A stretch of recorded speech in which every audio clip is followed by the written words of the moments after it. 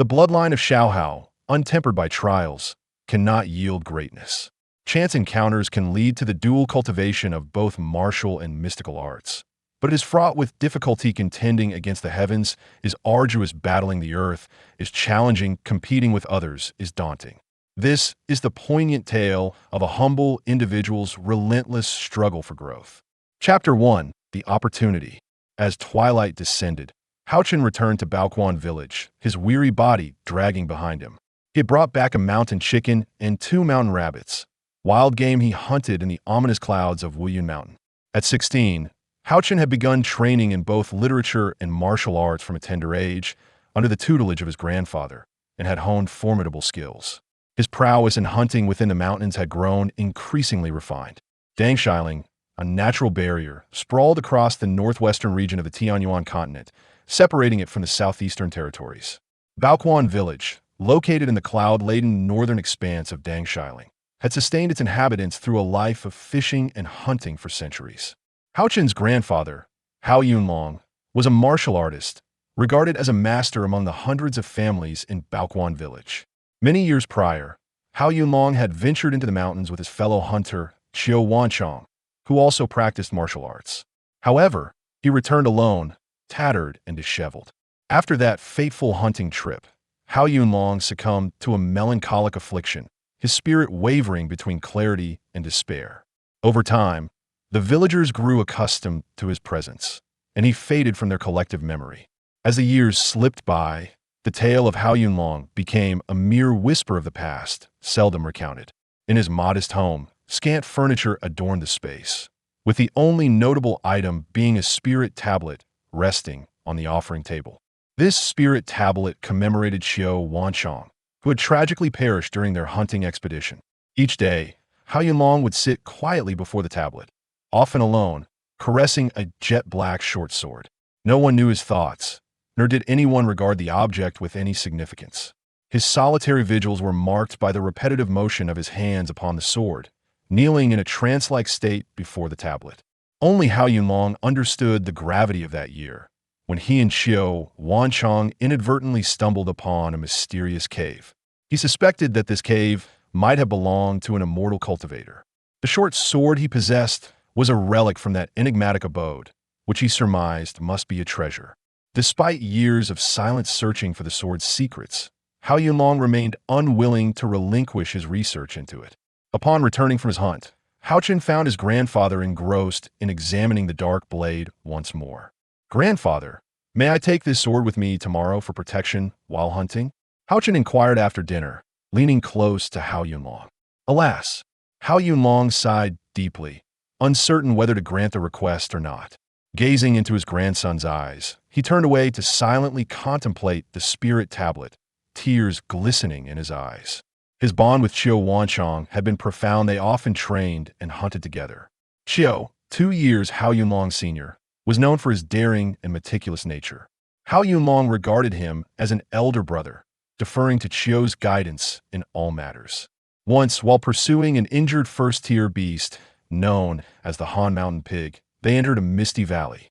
Upon reaching the cliff's edge, they found no trace of the creature. As they searched, Qiu Wanchong parted the vines and discovered a cave entrance. "Yunlong, come quickly. There's a cave. The beast may have escaped inside," he called out.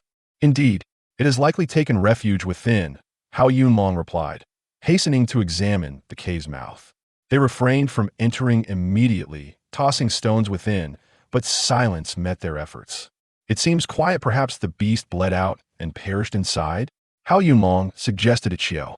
"Yunlong, you stay outside while I investigate," Qiu Wanchong declared, igniting a torch and stepping into the cave. He soon found the beast's lifeless form at the cave's entrance and beckoned for Hao Yunlong to join him. Upon entering, the two deliberated on their next steps. "Let us venture deeper together," Hao Yunlong urged, and they advanced into the cave, torches raised. After traversing several paces, they encountered a stone door blocking their path. They endeavored tirelessly to uncover the means to open it, eventually locating the mechanism and pushing the door ajar. Inside, they beheld a spacious chamber adorned with a stone table, stone stools, and a stone bed, beneath which lay a desiccated corpse. Chilled by the sight, Hao Yunlong felt an unsettling premonition. "I shall investigate. Wait here," Xiao Wanchong said, torch in hand. Approaching the corpse, Xiao noticed it clutched a short sword radiating an eerie black light. He bent down to seize it, but, with a sudden force, pulled both the sword and the corpse into his embrace. In that instant, a sinister aura escaped the corpse and enveloped Xiao Wanchong. "Ah!" he cried out, collapsing to the ground. The corpse harbored remnants of malevolent energy, and within moments, Xiao Wanchong breathed his last. Hao Yunlong believed his friend had succumbed to fear. Seeing Xiao and the corpse crumpled on the ground, Hao Yunlong was seized by terror and fled towards the cave's entrance. Yet, upon reaching the threshold, he hesitated, torn by an insatiable desire for the dark sword. Ultimately, he succumbed to the sword's allure, trembling as he approached the two bodies and extracted the gleaming weapon. With the prize in hand, he fled, disregarding all else, desperate to escape further calamity. As he burst through the stone door, he pressed the mechanism to seal it behind him and hastily navigated his way out of the valley. As night fell, marking the dinner hour, Hao Yunlong returned to Baoquan village alone. A small boy emerged from a house at the village's eastern edge. Upon seeing his grandson approach, warmth flooded Hao Yunlong's heart. He affectionately ruffled the boy's hair, a smile gracing his face as he led him home. Hao Yunlong speculated that the mysterious cave they had uncovered was the dwelling of an immortal cultivator, harboring secrets unknown to the world. Yet, daunted by the cave's eerie nature, he refrained from returning alone, reluctant to share its secrets with others.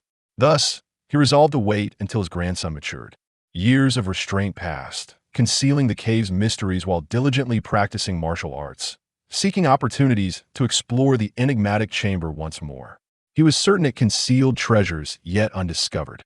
Having traveled far and wide, Hao Yunlong had gained some wisdom, familiar with tales of immortal cultivators and having glimpsed celestial beings soaring through the skies.